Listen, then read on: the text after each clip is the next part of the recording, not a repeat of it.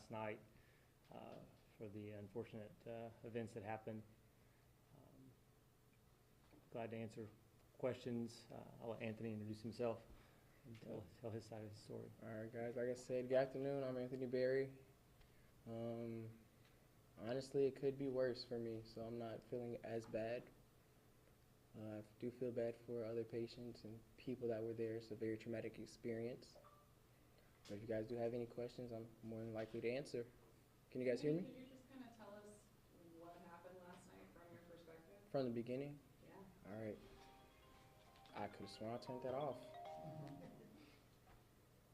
So sorry, guys. All right, from the beginning, the top. Yeah.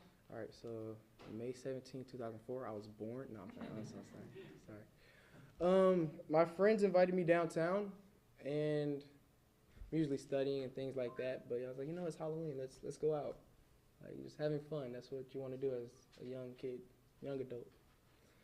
And my friend, also coworker, we went to walk around, talk to people, see whose outfit's better, things like that. Kids stuff, fun.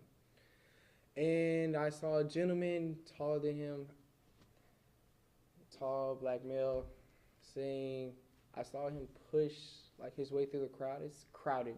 It was very crowded last night. But then I saw him push my friend like excessively, like just very uncalled for and things like that. I know he was coming this way, so I put my hand out like that. And then right there, just to create the separation, I didn't want to get pushed. I'm not the biggest guy, but you're going to have to work to push me, like that. So after that, like immediately, everything happened quickly right after that, guys. He started getting aggressive, verbally, increasing his tone of voice, things like that. Honestly, I don't know what he said.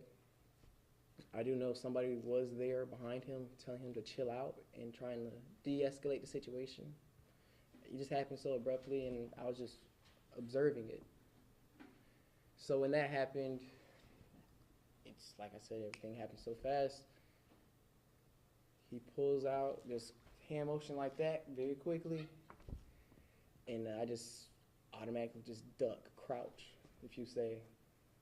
Like when I say this went back to back, it was crouch, boom. I just saw a white flash, like in the movie, you see the white light. I was like, oh wow, I didn't duck fast enough. But thank God I'm still here, because obviously I did, with the help from ORMC and everybody else that was there that night. I was really worried about my friend because I didn't see him on the ground, which is a good sign, but I didn't see him until I haven't seen him yet, but he's contacted me. Everybody's good. So that was pretty much the night. Did you know what had happened when it happened, or did it take a minute? When I got shot? Yeah. So right when I said everything happened so quickly, I didn't even know I was gonna duck. That's how quick it happened. I'm going around, boom, pow. Then I just feel like my head a little heated, like that's what it felt like. The wind touched my scalp. Like, whoa, I got hair. I'm not bald yet. No. So then I covered my head, and then, like, I'm in EMT school, so we just went over trauma assessment.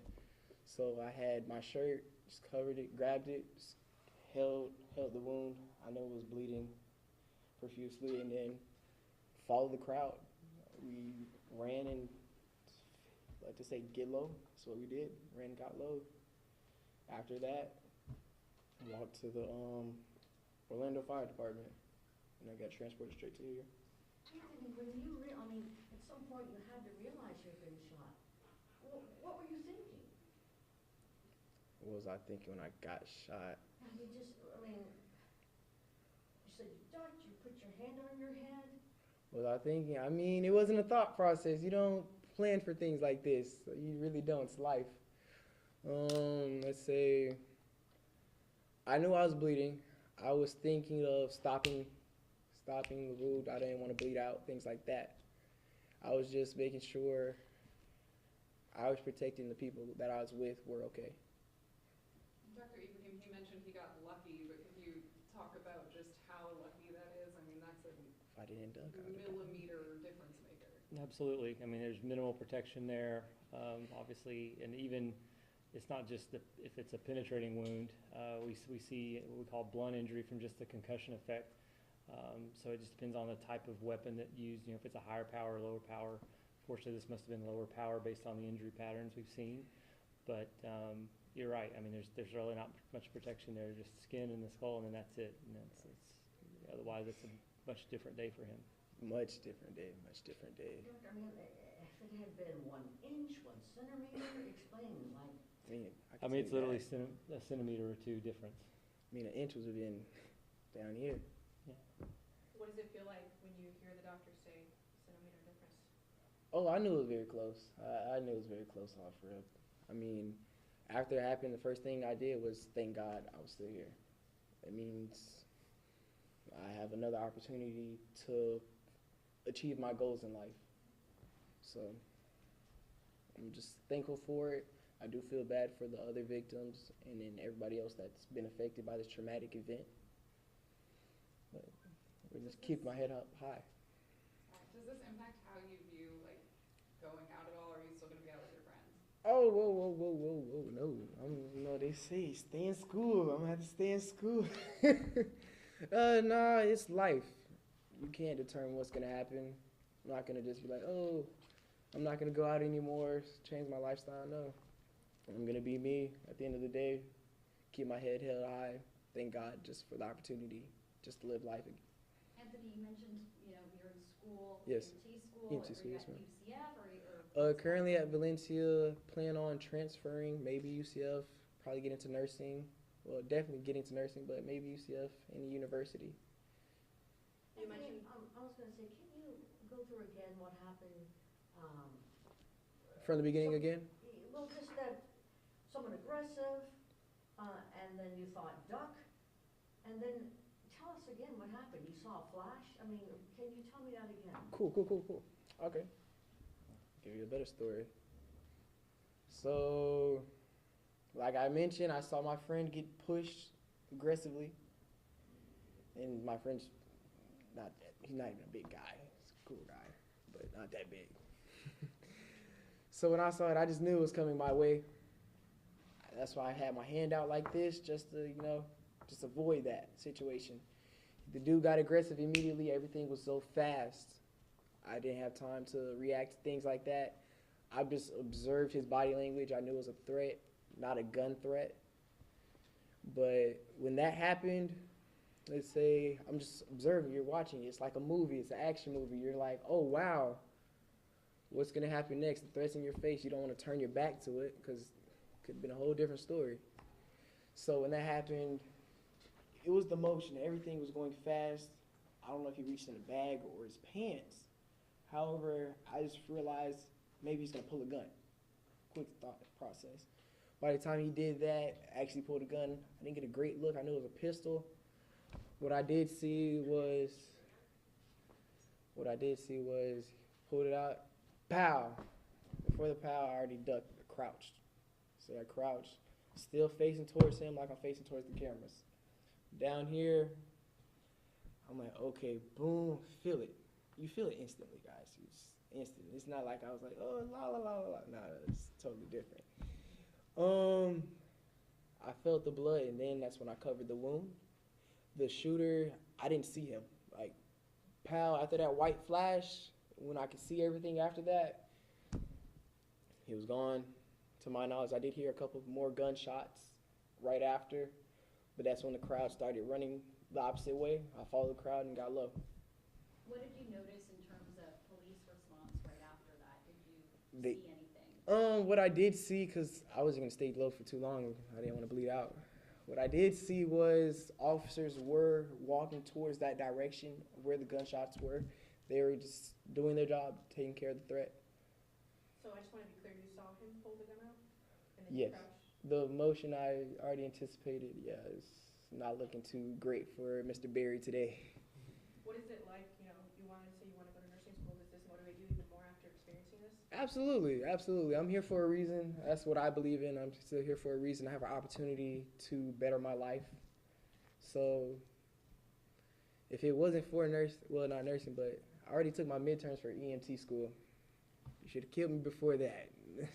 Saved me a big headache, but I'm good. It just motivates me even more to pursue my dreams for school and like sports and things like that. Have you heard from your friend? How's he doing? He's perfect. He did not get shot or anything like that. I will display that information. Can you tell us what it felt like to get shot? Do you remember what it felt like at all? Yes, exactly. This happened like last night, today. I got shot. It felt quick. I mean, I was around only 7 feet away from him. Direct eye contact, closer than you and I are right now. Hot, the bullet was hot, flash. It just something going straight through you with no way of you stopping it. I mean, good thing I watched The Matrix at least 3 times. I got out the way a little bit, but it wasn't that fast. Doctor, if you could talk about, obviously you guys have been extremely busy overnight into today. What has that effort been like from a hospital perspective, mobilizing to kind of make sure you save as many lives as possible? Sure. Fortunately, we have a really good team here. We drill a lot. We do a lot of things. We have a great, trauma director in Dr. Zito. We review our own, resuscitations to make sure we're doing everything to the best of our ability. We're fortunate that we have a larger trauma area to work with. So really, it was fairly well organized. When you respond to something like this, obviously you wonder, what all are the circumstances surrounding it. Fortunately, there was a big law enforcement presence here. I can't emphasize enough how you feel safe going into some situation like that, because that does enter your mind when you hear, you get the call, multiple victims, we need you to come in.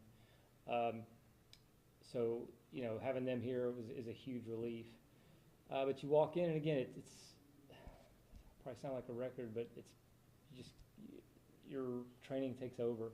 You just go through what we call the ABCs of trauma. You assess each patient in the same standard way. That way nothing is missed. And, the only difference with these type of events is you truly are trying to think of how do I make it so that we have enough capacity for the next victim to be well taken care of. So, if somebody has maybe less severe injuries, how do we move them from the trauma room to maybe a room that we take of the less severely injured? Things like that. So really trying to create space and capacity. And at last check, I think we saw 2 patients had been discharged from ORMC. Is that, do you know if that's the latest? I'm sorry, I'm not sure of that status. Yeah, I apologize. Doctor, what was the emergency room like? Again, it was very well organized. But I know I'm always into this. What were you thinking? I mean, you worked Pulse, is that correct? Yes, ma'am. Are you thinking, not again? Are you heartbroken? I'm asking for questions from the heart. Of course you think, not again. You get the call, and honestly, when it was actually Dr. Chad Smith was on call again last night, the same one that called me in on Pulse. And first I really did have to kind of wake up a little more and say, is this really happening again? Once, it took like 5 seconds and you realize, okay, you're awake, this is happening. So, unfortunately, that experience kind of had me already knowing, kind of what to expect. I do think, again, we've approached these kind of events a little differently as far as our training goes, as far as our preparation goes, even to the fact that we've got larger trauma room now than we had back then. So it just allows us the same high standard of care, but just makes it a little easier to facilitate those kind of things from a providing care standpoint. And as you're driving from your home to the hospital, what is going on through your mind? You were in the emergency room during Pulse.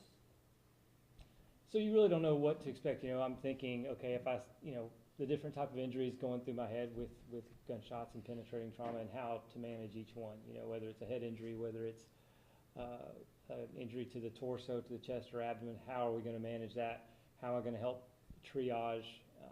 How am I going to work in concert with Dr. Smith so that, again, to somebody's point, we're taking care of the most number of people and giving them the best chance of survival. But I'm always, I'm always asking, as a person, as a human who lives here in Orlando, this is your community, Sure. were you thinking, not again? Of course, I mean, that goes through your mind after the fact, really. At the time, you know, I've been told that us trauma surgeons are incredible at compartmentalizing that, things, life. I never really thought about that till later on, but you really, you focus on the job at hand.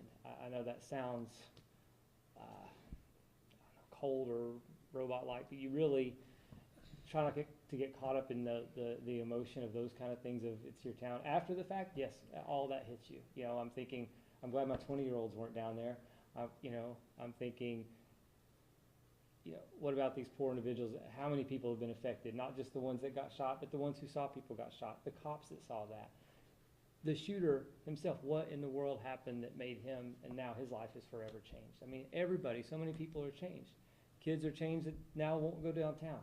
There are parents that are going to say, I'm not letting my kids do this. I mean, there's so many things that are impacted by stuff like this. So as far as, Anthony, your injuries, Yes. I mean, was it stitches or what, I don't know, doctor, that's a better question for you, but like what kind of No, I'll let him. injuries? He knows what he got. I know exactly what I got. I know how many. I did get staples and stitches. That's it right here. You guys can't see. It did hurt my modeling career. I did want to be a model, but you know, things happen in life. But I have like 6 staples, 6 stitches. At any point before this, did you ever Something like that. think going downtown previously what has happened there before? Did that ever stick in your mind like this could happen to me going downtown? Again, guys, I've probably said this more than enough. Sound like a record, like he said. It's life. I mean, there's risk to anything the second you step outside your house. Anything could have happened. I wasn't thinking of that. It's Halloween. I just wanted to not necessarily celebrate, but enjoy the time and be with friends and give me a little break from school, things like that. So, Did this seem unprovoked, or did something lead up to? So with the incident with me and the shooter, very unprovoked. You're thinking, you're downtown. Everybody's thinking, this couldn't happen to me. You're not thinking it's gonna happen to you until it just does. I mean, based on what I told you guys, I didn't provoke the guy or anything like that. He was just a random guy. Yep, you're just a random guy. I've never seen a guy in my life before. All I know is, probably even if I didn't go downtown, this probably would have happened tonight. And doctor, one of the anchors wanted me to ask about whole blood, if that had any role in kind of helping to save more lives. All right, we use that a lot. We use it every day here at the trauma center. It's something that is very important to a lot of our patients. I'm not aware of anybody that required it last night, fortunately. You asked earlier about the types of injuries. You know, Anthony talked about his, but fortunately, I mean, we had a few others that are severe that we're watching closely, but didn't require surgical intervention at this point. Fortunately, most of the others were relatively minor, meaning orthopedic injuries, not necessarily life-threatening injuries. Anthony, Yes, sir. the shooter is John. Okay. Yes. What's the message for him? For him, What's the message for the young people right now? young people, man. The way I live my life, if you guys haven't noticed, I'm a social butterfly. My dad taught me you attract more bees with honey than you do salt, or vinegar. That was vinegar. So just be positive, just love people, enjoy life. It could end instantly. So message, are you dealing with any issues, just call out to friends or things like that, guys. It never had to get to that point like it did last night, especially for somebody that's young. You said young. Do you know how old? How old was he? Do you have any message for the shooter? 17. Yep. Dude, you're 17. You threw your life away. There's no forgiving that. It's an incident that changed not only my life, not only his life, not only your lives, but people that don't even have a chance to wake up this morning. Doctor, as we're approaching, we continue the Halloween weekend. I know Orlando Police Department was concerned about the safety going up this weekend. How is the hospital preparing for that? we don't necessarily have extra staff. We kind of have a standard. Unfortunately, it's always busy. I mean, we are one of the busiest trauma centers in the country. We see roughly 7,000 traumas a year. So we have a pretty high standard of staffing with regards to, we're a training program. We have lots of residents involved. We have a trauma surgeon in-house on call 24/7. We have a backup system. That's how I ended up in here last night. And then we also have a tiered program. We have a mass casualty call out that did take place last night. Fortunately, we were able to call it off pretty quickly once we had a better assessment of things. But that goes out to everybody. And then again, they respond, what are the needs? Because it's interesting with those kind of things. You don't want everybody at once because everybody's exhausted, right? You have to have a tiered response, and you have to have a plan for how are we going to follow up in the next 24, 48 hours like we've seen before, so that all the patients get the care that they need. I have a clarifying question. I think you said none of the patients require surgical intervention, correct? Correct. What exactly, for The- people who don't know medicine, what does that mean? I mean, none needed emergent surgery right away. There was the one unfortunate patient that came in that was in a cardiac arrest, that had severe injuries, and once he was here, the team assessed him and recognized he had non-survivable injuries. But the rest of them had minor injuries. Some of them, again, might need other surgery, like orthopedic surgery later on, but none of them required going to the operating room immediately. Doctor, can you explain again Anthony's wound in terms of how close he came for it to be a different outcome? One second. I just love your voice. Like when I watch TV, I just hear that. I heard that voice before. I'm like, no, you have a TV voice, man. I just love that voice. Sorry. No, good. So yeah, I mean, you can see, like I said, there's not much room there. We're talking a centimeter difference, and he's severely, has a brain injury. Not just, again, whether the bullet actually penetrates the skull or it just hits the skull and kind of ricochets off, either can cause traumatic brain injury. So again, for it to cause the laceration, there's minimal subcutaneous tissue between the skin and the skull. So He's a lucky man. extremely. Thank God for that. Anthony, can you show us your wound? Oh, can you guys not see it from here? No. Can you? No. Can you? No. Doctor, you mentioned having that tiered system so people aren't working while they're too exhausted. You got called in 14 hours ago, or 15 hours ago now. I'm sure when you come in, it's all focus, all adrenaline, just trying to make sure people are cared for. Is it hard to step away after everything, where you're just checking to make sure everything is perfect before you go? What's that like, having to finally say, okay, my shift is over? Sure. Honestly, no, we work so close with our team. It consists of residents, nurse practitioners, PAs, nurses, RT. So, I literally went back and checked on one of the patients that I took care of last night, talked with the nurse, talked with the patient's family and her, talked with the residents and the fellows taking care of her, and made a plan for, here's what we need to check the rest of the day. And you really rely on it, just like you guys rely on each other, right? You're a team when you come and do these kind of things. You really get to rely on them. I saw my partner that was coming on next. I talked to one of them. So you really rely on each other for that. And obviously, if they have any questions or issues, you're always available. But you learn that you have to do that, to your point, to kind of decompress and survive and have those moments to go home and realize, appreciate your own family and friends, and like Anthony is saying, enjoy life and why we all do what we do. We have time for one more question.